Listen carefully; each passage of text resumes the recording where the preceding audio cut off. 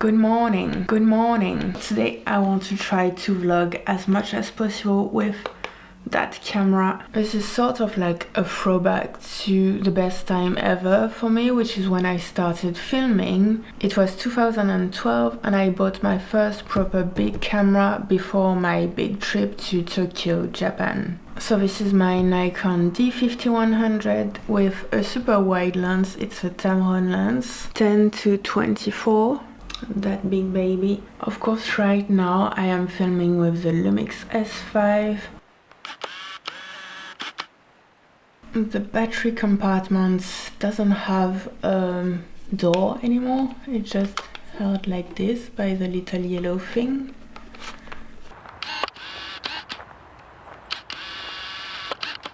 That's what I look like with the 10mm. That's pretty great. That wide angle, that's as zoomed in as I can and zoomed out 10mm. So I've just tried to take just a photo of some trees and it just wouldn't click. Like it only worked on the third or fourth time. You have to understand that I've really used that camera, used and abused, honestly, because I took it with me in Scotland, for example, and it was like pouring rain for an entire week. Look at that blue sky.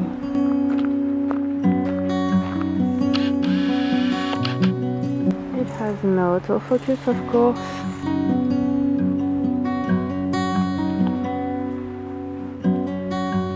So we've got some more birds.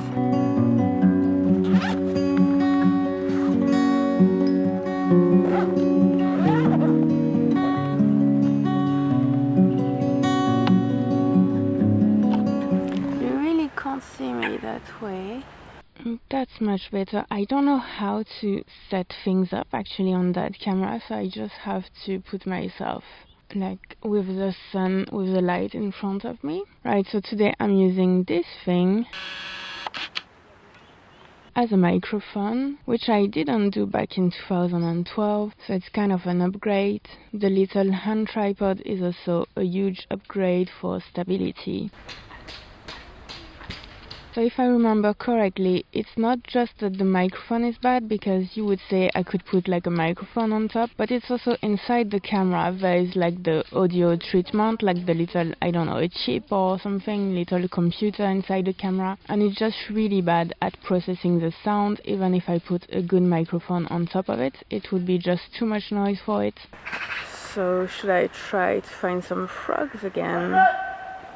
Why are people so noisy? It's a bloody park. God damn it. For your information, I have 2 full batteries and the first one is already showing red as nearly empty.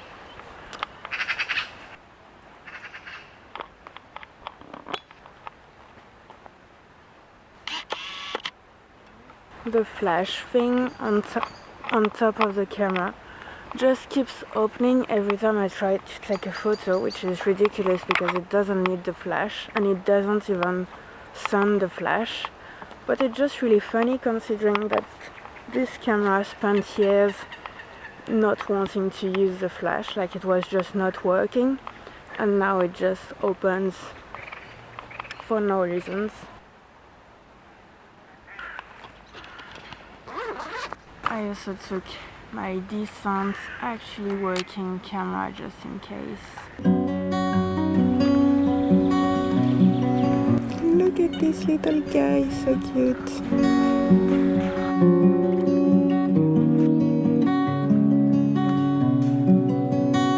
And with that one, at least I can zoom in as much as I want.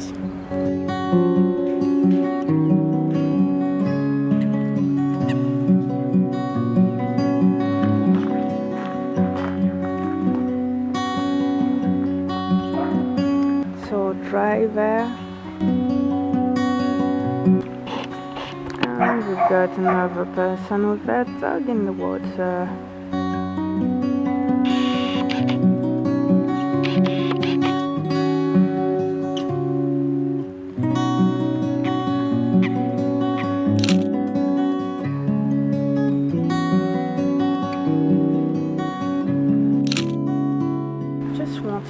talk about something.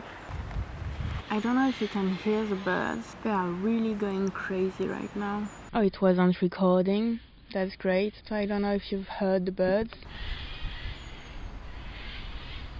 Yeah, they are less crazy right now. I have a few notes actually. I wrote a few notes when I had this sort of light bulb moment because I just wanted to be sure to remember exactly what was on my mind. No more battery, that's great.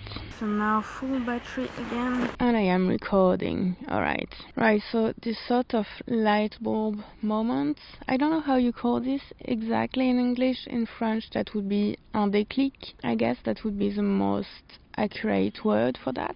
It's that these days I'm really trying to brainstorm. As you can see, I'm trying to make more videos, but I'm sort of like trying to brainstorm about what is it I want to do exactly, to create and also to share. And so I was reflecting on that. And that came because I was reflecting on what is the content, the creation that I've enjoyed the most. And I think I've never been happier than when I was filming and taking photos in Tokyo, even though that was sort of an emotional roller coaster because I was also feeling very lonely and I was young and the first time in a really big city and a lot of conflicting emotions. But at the same time, that's the period of my life where I had the biggest emotions, whether they were good or bad, very intense emotions. And the thing is that I still vividly remember those emotions. Last year I did this little series of videos where I took all the photos and videos from Tokyo, and I did videos with them like last year with my comments from last year. So I was watching this 13 years after going, right? Because 13 or 12, yeah, because that was in 2012. And even now, 2026, when I think about it, and when I watch those videos, I'm still like super emotional. And so the thing is that the quality of the photos and of the videos is really like so bad, like terrible. But it doesn't really matter in terms of emotion, right? Because that's still my best content. For me, I mean, not for like statistics or algorithm or how well does it do on YouTube or whatever.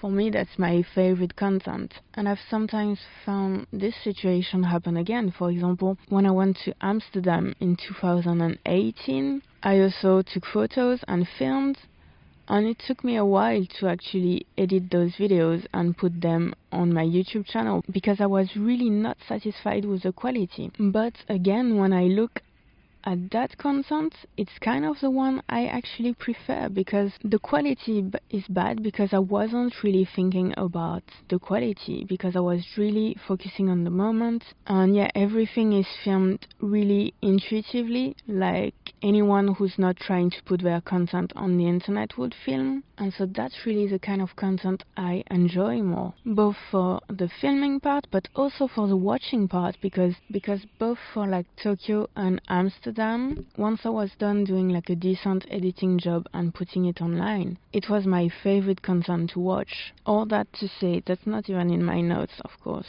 So all that to say that I think I'm sort of redefining who I am, because for so many years I was like, thinking I am a photographer, I need to do good photos and the technicality has to be great and stuff, which I'm not even like the best photographer at all. And thinking, the video doesn't matter, I have to focus on the photos. Like even for the videos, it was just sort of a way to give context to my photography and to be able to put it in a format that's content, not just, that's really content for the internet, for YouTube. But so I've had this little light bulb moment recently, this little déclic, where I don't actually really care that much about the photography. I think that thinking about myself as a photographer is wrong in a way, because I don't really care about the technicality, as you can probably tell from this channel actually. Not only is it not always on point, my photos, I also don't care about the gear. I don't really care about technical advice, not because I want to do crap, but because I just believe in going out and experiencing for yourself and trying things with your camera. rather than, you know, I'm not interested in doing videos about the technical aspect or about gear or about anything. It doesn't matter. It doesn't bring me any emotion to watch those videos. What really brings me emotions is to explore things, to discover new things, and to share those things. It's really to explore and to discover that brings me emotions. So I think that's that little déclic where I'm like, I'm not a photographer, I'm not even a videographer, I'm just an explorer or an adventurer, I don't know, like someone who loves to explore, to discover, to go on little adventures. So yeah, that's what all this reminiscing about Tokyo, about Amsterdam, about all those past little adventures made me realize.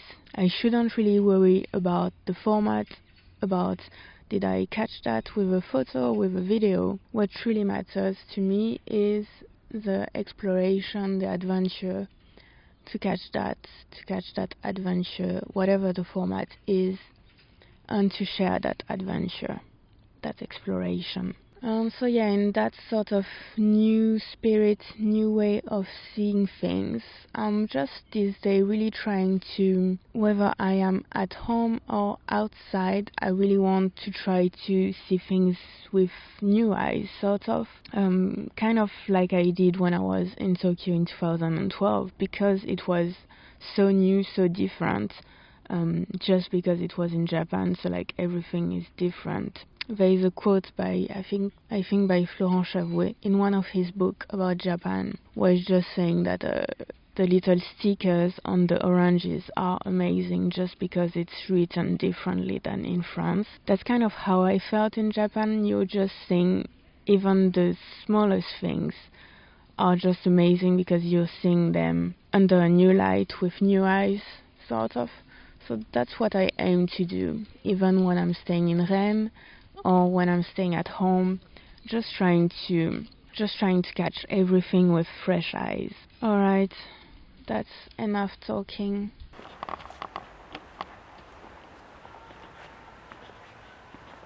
By the way, I forgot to mention in my little speech, but that's the reason why I'm taking this camera today. It's my first camera, big camera, that I bought when I decided to take photography more seriously.